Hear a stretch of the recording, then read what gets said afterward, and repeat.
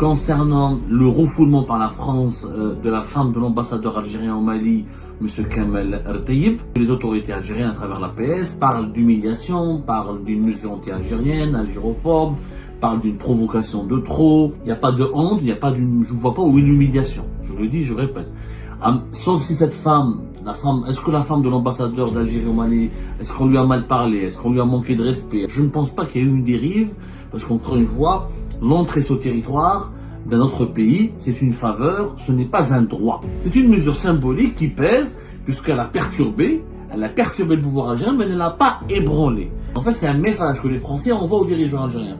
Voilà ce que nous allons vous faire. Si vos familles viennent chez nous en France, maintenant, tous les détenteurs de passeports diplomatiques algériens, quand ils vont venir en France, ils vont se faire emmerder, mais gentiment et légalement. T'as pas la moindre pièce justificative et tu satisfais pas la moindre exigence qui détermine l'entrée sur le territoire français, et tu seras refoulé. Puisque cette France, vous la diabolisez. Parce que c'est une France d'extrême droite, de fasciste, de raciste, d'algérophobe. Pourquoi vous venez là? Boycottez la France, simple. N'envoyez plus vos enfants étudier en France. N'envoyez plus vos parents se soigner en France. La formation ou l'affaire qui nous a été révélée hier par la PS, l'organe médiatique attitré de l'État algérien, porte-parole officiel du pouvoir algérien, puisqu'il s'agit de l'agence de presse gouvernementale, concernant le refoulement par la France de la femme de l'ambassadeur algérien au Mali, M. Kamel Ertayeb, a fait l'effet d'une bombe. Et la polémique ne cesse d'enfler, puisque les autorités algériennes à travers la PS parlent d'humiliation, parlent d'une mesure anti-algérienne, algérophobe, parlent d'une provocation de trop, parlent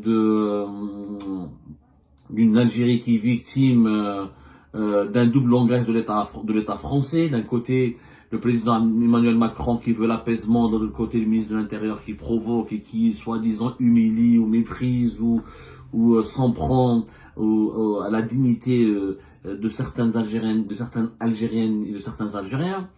L'Algérie qui promet une riposte. On a expliqué suffisamment les tenants et les aboutissants de cette affaire, je ne vais pas revenir là-dessus, et on a expliqué calmement la France n'a commis aucun tort, et que être refoulé du territoire d'un pays étranger, pour des raisons bien précises, parce que certaines conditions et certaines exigences permettant l'entrée sur le territoire français ne sont pas satisfaites, certaines conditions ne sont pas réunies convenablement, il n'y a pas de honte, je ne vois pas où une humiliation. Je le dis, je répète. Sauf si cette femme, est-ce que la femme de l'ambassadeur d'Algérie au Mali, est-ce qu'on lui a mal parlé, est-ce qu'on lui a manqué de respect, est-ce qu'on l'a maltraité? Ça, la PS ne le dit pas. Si c'était vrai, elle l'aurait dit, la PS. Je pense pas que la PS se serait privée de rapporter les dérives des autorités françaises. Je ne pense pas qu'il y ait eu une dérive, parce qu'encore une fois, l'entrée sur le territoire d'un autre pays, c'est une faveur, ce n'est pas un droit. Ce n'est pas un droit. Tant qu'il n'y a pas des accords permettant la libre circulation totale, tant que les deux pays, l'Algérie et la France, ne font pas partie du même espace commun que l'espace Schengen, ce n'est pas un droit. Mais on a expliqué. Mais bon, je voulais quand même faire une mise au point importante. Il ne faut pas se réjouir de ce qui est arrivé à la femme de l'ambassadeur d'Algérie au Mali, parce qu'un ambassadeur d'Algérie au Mali, c'est pas un haut responsable. C'est pas un homme influent. Il n'a aucune influence particulière. Je sais pas, un ambassadeur en Algérie, il n'a pas d'influence. Un ambassadeur, il est influent dans son ambassade. À l'extérieur des murs de son ambassade, il n'a pas d'influence. Il n'a pas d'influence sur le président de la République, il n'a pas d'influence sur le chef d'état-major de l'armée, il n'a pas d'influence sur la politique externe du pays, mais sur la politique interne du pays. C'est juste un diplomate qui fait de son mieux pour mieux représenter l'image et pour mieux défendre l'image de son pays et les intérêts de l'Algérie à l'étranger. Et souvent, les ambassadeurs, vous savez qu'ils sont dans une situation peu enviable. La majorité de nos ambassadeurs, c'est des gens bien instruits, des gens de bonne famille, la majorité, des gens bien instruits, de bonne famille. Il n'y a pas beaucoup de corrompus parmi eux, il faut dire la vérité, parce que les ambassadeurs, c'est des gens très instruits, qui ont fait de grandes études, qui ont voyagé à travers l'étranger, qui ont une culture, qui sont légalistes, ils ont une culture de la légalité, une culture de la transparence. Surtout les ambassadeurs qui ont fait les grands pays démocratiques et les pays développés, c'est des gens vraiment d'un très haut niveau. Ils subissent eux-mêmes les mauvaises décisions, les impacts préjudiciables et catastrophiques des bêtises et des mauvaises décisions du pouvoir algérien. Être ambassadeur d'Algérie, c'est souvent passer son temps à limiter les dégâts des mauvaises décisions de ses dirigeants qu'à défendre une certaine feuille de route ou faire avancer la cause de l'Algérie à l'étranger. Parce que les ambassadeurs sont rarement consultés. Quand ils sont consultés à titre informatif ou consultatif. Il y a très peu d'ambassadeurs qui ont l'oreille ou qui ont l'attention des plus hauts dignitaires de l'État et du pouvoir. Le président est influent en Algérie. Son directeur de cabinet, certains de ses conseillers, le chef d'état-major de l'armée, son directeur de cabinet, certains généraux d'armée, certains généraux de services secrets, le premier ministre. Voilà, l'ambassadeur d'Algérie au Mali ne fait pas partie du collège des décideurs. C'est-à-dire que le refouler sa femme, c'était beaucoup plus une mesure symbolique qu'une mesure qui va bouleverser le pouvoir algérien. Elle va pas lui bouleverser, parce que pour vous, c'est qu'un ambassadeur. Déjà, je connais l'ambassadeur d'Algérie au Mali.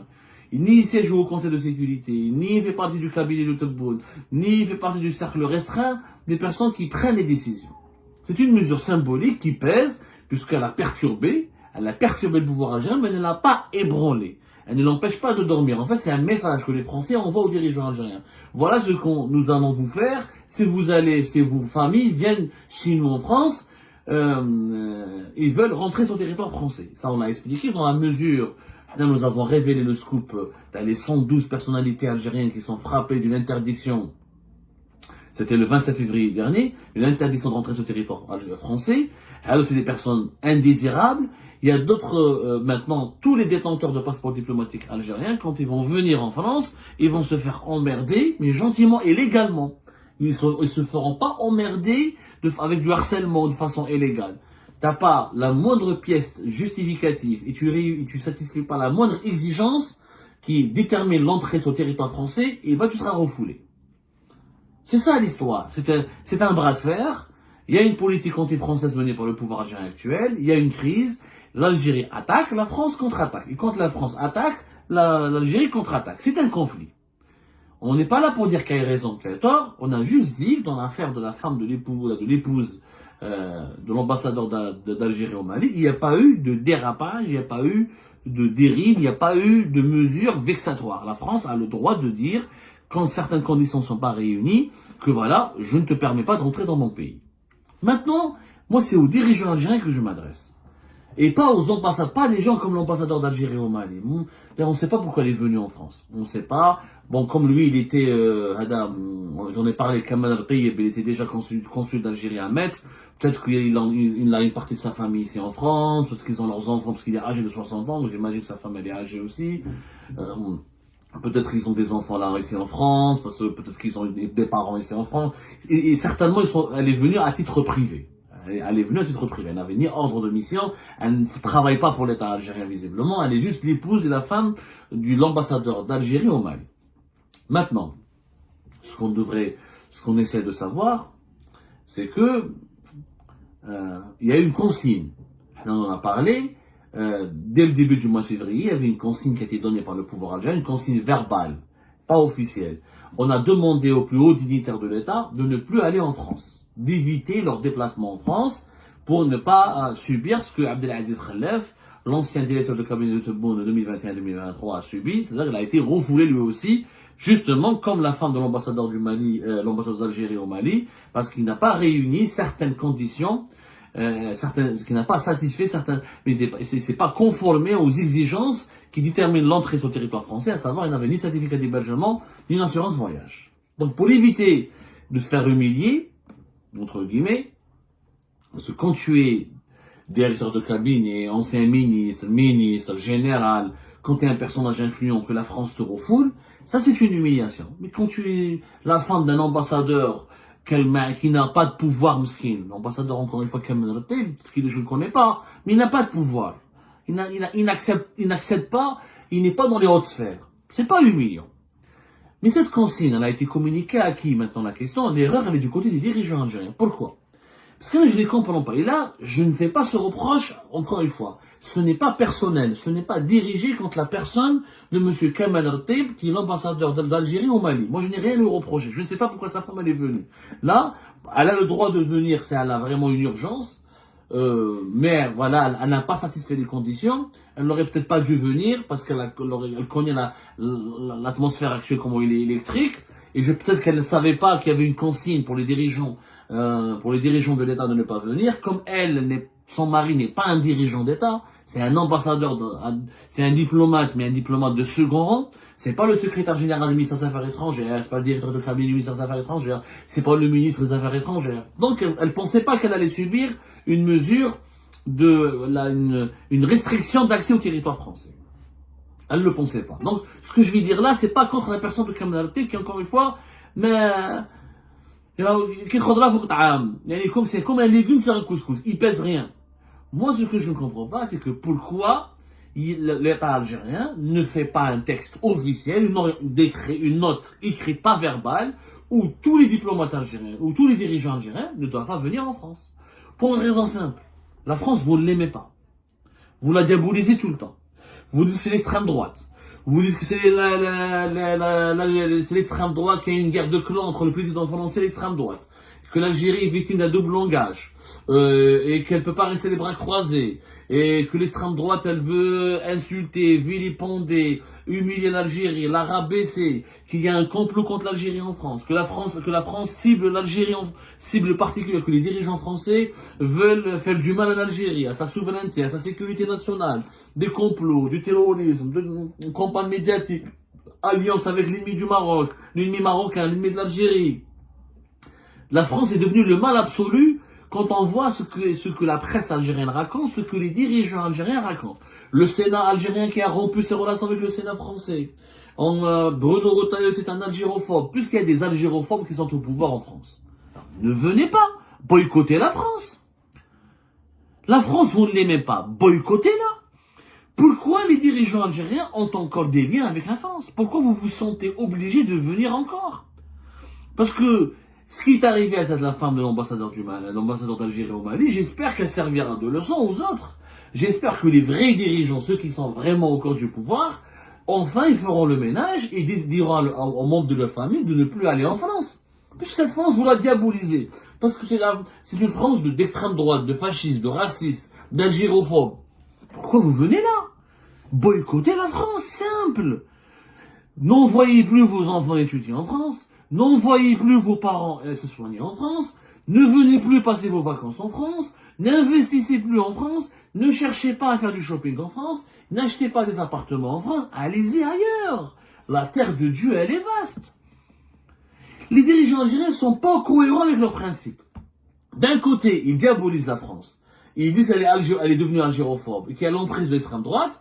Et de l'autre côté, ils veulent absolument que les accords qui donnent des privilèges aux dirigeants algériens soient maintenus. Ils veulent absolument que les mobilités, comme pour reprendre le terme du ministère algérien des Affaires étrangères, c'est-à-dire que le déplacement, ils veulent toujours que le déplacement des hauts dirigeants algériens en France ne soit pas perturbé, ne soit pas compromis, ne soit pas saboté, et soit toujours, et que la France déroule toujours le tapis rouge aux dirigeants algériens. Parce que depuis la réponse du ministère des Affaires étrangères, la réponse le 26 février dernier, du ministère algérien des Affaires étrangères, qui a réagi, qui a menacé la France, et qui dit que 2 dirigeants des ils ont été refoulés, sans préciser lesquels, on sait juste qu'il y a Abdelaziz Khelef, et qu'il y a un accord, que l'Algérie bénéficie d'un accord avec la France en matière d'exemption de visa. C'est-à-dire que les autorités algériennes veulent absolument que la France applique ou respecte ses engagements et concède toujours aux dirigeants algériens les fameux privilèges dont nous avons parlé dans une émission précédente, qui ont été offerts aux dirigeants algériens dans les accords de 2007 et de 2013. Et d'un autre côté, vous dites que la France elle est algérophobe.